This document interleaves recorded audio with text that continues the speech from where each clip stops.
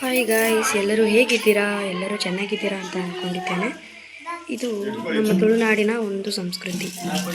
ಇದು ದೈವಗಳನ್ನು ಒಂದೊಂದಾಗಿ ತರ್ತಾರೆ ಪೂಜೆ ಮಾಡಲಿಕ್ಕೆ.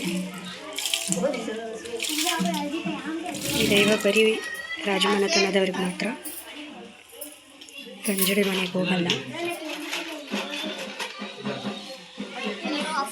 ಅಲ್ಲಿ ಕಾಣ್ತಾ ಅದು ಮೇಯ್ನು, ಇವೆಲ್ಲ ಅದರ ಜೊತೆಗೆ ಉಂಟು.